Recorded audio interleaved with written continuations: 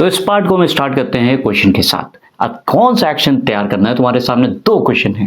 पहला है oxalic acid. क्या होगा अगर हम ऑक्सैलिक एसिड को कॉन्सेंट्रेटेड H2SO4 के साथ ट्रीट करें। सेकेंड इंपॉर्टेंट कंपाउंड है इथेनॉल। क्या होगा अगर हम इथेनॉल को कॉन्सेंट्रेटेड H2SO4 के साथ ट्रीट करें। दोनों ही कौन सा नेचर जज करेंगे, दोनों ही एक इंपॉर्टेंट नेचर के बारे में H2SO4 के बताएंगे और वो है डिहाइड्रेटिंग एजेंट। ऑक्सैलिक एसिड के जैसे रिएक्शन अगर तुम देखो तो ऑक्सैलिक एसिड हमारे पास होता है C डबल बॉन्ड OOH, बड़ा ही इंपॉर्टेंट कंपाउंड है। डिहाइड्रेट करने जा रहा है तो डिहाइड्रेट करने का मतलब ये है H2O निकाल दो।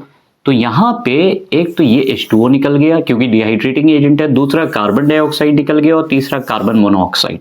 इंपॉर्टेंट, जो लोग नीट की भी तैयारी करेंगे उनके लिए भी ये एक इंपॉर्टेंट क्वेश्चन हो जाता है, carbon monoxide carbon dioxide.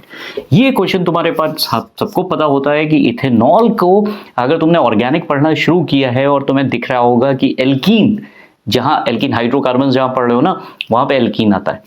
Alkene में अगर तुमने देखा है तो वहां पे एक रिएक्शन लिखा हुआ है कि ये इथेनॉल होता है। हमने हाइड्रोजन को अपनी आसानी के लिए इधर कर दिया और CH2OH को यहाँ पे रख दिया। डिहाइड्रेट करोगे कॉन्सेंट्रेटेड H2SO4 का काम ही यही है, क्या करना, डिहाइड्रेट करना। कॉन्सेंट्रेटेड H2SO4 काम क्या करेगा, यहाँ से वाटर मॉलिक्यूल निकाल दिया और ये बनता है alkene C2 double bond CH2। Important, concentrated H2SO4 इसलिए इंपॉर्टेंट होता है। एक तुमने जो लैब में टेस्ट बड़ा ही इंपॉर्टेंट देखा है वो ये है कि डिहाइड्रेटिंग नेचर में सबसे बढ़िया सा टेस्ट तो हम लोग देखते हैं ग्लूकोज का।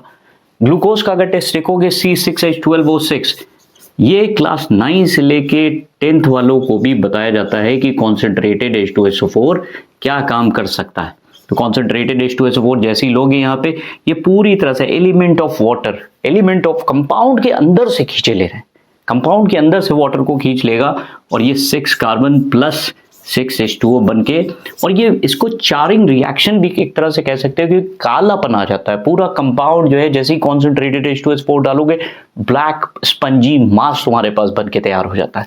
इसके अलावा एक बड़ा ही इंपॉर्टेंट कंपाउंड होता है, जानते हो, ब्लू कलर, कॉपर सल्फेट। अब कॉपर सल्फेट की खासियत ये है CuSO4 होता है, .5H2O, ब्लू विट्रियोल बोलते हैं। ब्लू विट्रियोल ब्लू कलर का होता है, बहुत बहुत खूबसूरत सा कलर है इसका। अगर तुमने कॉन्सेंट्रेटेड H2SO4 डाला तो ये एनहाइड्रस हो जाता है और एनहाइड्रस का मतलब व्हाइट कलर का पाउडर फॉर्म में ये किनारे हो जाएगा।